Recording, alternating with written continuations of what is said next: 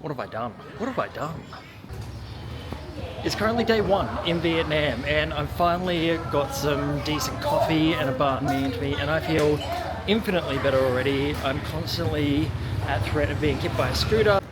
First coffee back in Vietnam, my god, how good. A little condensed milk filled coffee. I am so fucking excited. Everything is just so different about being here than it is back home, and it's kind of isolating but kind of amazing at the same time, and it's kind of the apprehensive part of the trip really. It's where all the nerves are still there and you haven't really met any new people yet, you haven't done anything exciting, but it's imminent, it's all gonna happen. Yeah, I'm just sitting here at this tiny little cafe. I love a little stool on the street. It's not too busy, just watching everything go past. There's nothing like condensed milk with fresh filter brew, and it's just, there's so much Robusta in there, there's so much caffeine in there. It'll just make, I think it'll perk me up a little bit, which I need at the moment. I look like shit, guys. Wild.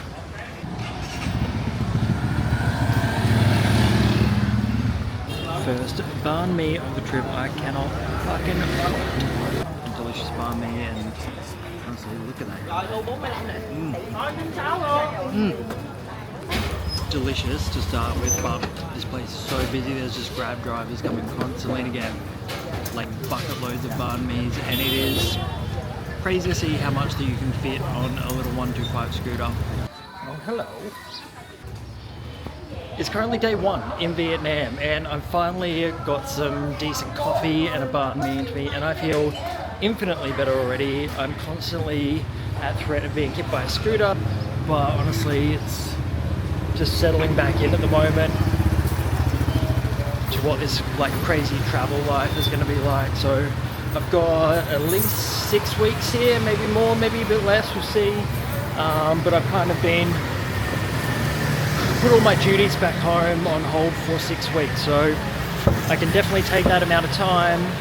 I could take less, I could take more, but we're just going to see how this actually goes down, because it has been a long time since I've had this sort of a holiday, this length of time, this open-endedness to it as well.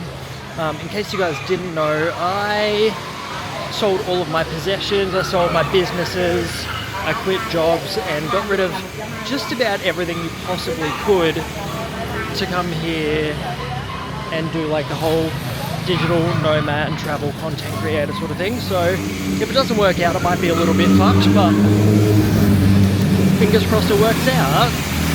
Anyway, I'm going to pay attention to where I'm going, and I've got a little bit of work to do today, so I'm going to do that and then check back in with you guys later. Alright, bye. Oh, hello. So I'm in Ho Chi Minh, I've ordered a salt coffee, I'm very fucking excited. It almost looks like egg coffee on top. Normally that salt foam's like quite white, this one's super yellow. It's got a little cracker on there as well. I am just looking at it, I can already tell it's going to be good. It's been so long since I've had a salt coffee, and they are literally the best fucking thing on this planet. And doing it all while there's like a symphony of motorbike scooters going past, there's always horns beeping, always, yeah, just adjusting back to life here. Yeah, alright, here we go. Oh my god, oh my god, fuck, that's good.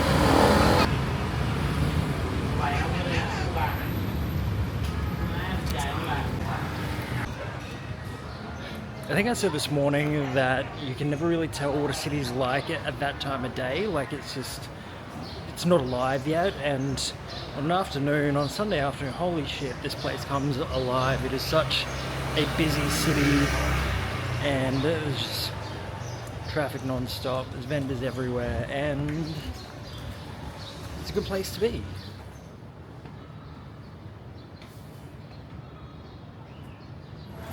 So I'm sitting at Lin Cafe and I've ordered a salt coffee, which you can see down there, and it's a little bit different to the other salt coffees that I've ordered. So normally I get that band of foam on top and the coffee underneath and mix it all together. So I'm going to try this one out. I have high expectations. I walked past this place yesterday and you could not get a seat. It was absolutely packed. It's like 2 or 3 in the afternoon at the moment. It's still super busy. I love the setting here.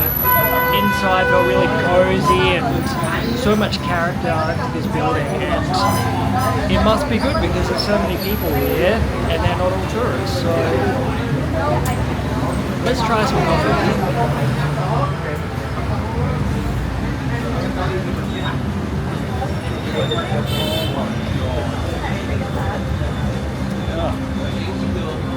Nothing beats a salt coffee in Vietnam. Like, I think originally the salt was put in there to like hide all the impurities or any bad flavors, and they've just gotten so good at making coffee that that is next level. Look at that.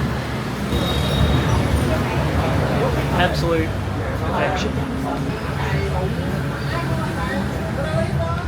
So day 2 in Vietnam this time, and I feel like I'm still settling in because last time it was such a short trip. I was trying to cram as much in as I could. I didn't have any work on when I was here, and this time's a little bit different. There's still work happening on the laptop, and I've had some deadlines ahead, so I haven't really done much apart from eat and drink for the last 2 days. But I should get my last amount of work done tonight, which means that from tomorrow I can actually start doing things for me and, you know, doing the food and the coffee tour. Like, obviously this is the start of it.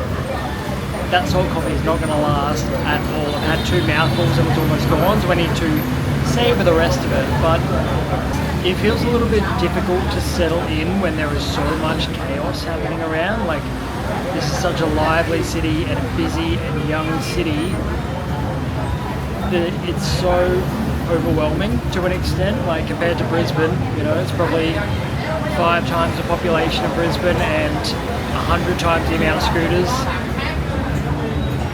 And I wish I was in the mood to do this and be social and talk to camera, but obviously that's not my current situation. Feeling a little bit down because of some life circumstances, but I think once I get this work done and I start actually doing things for myself tomorrow, that'll change.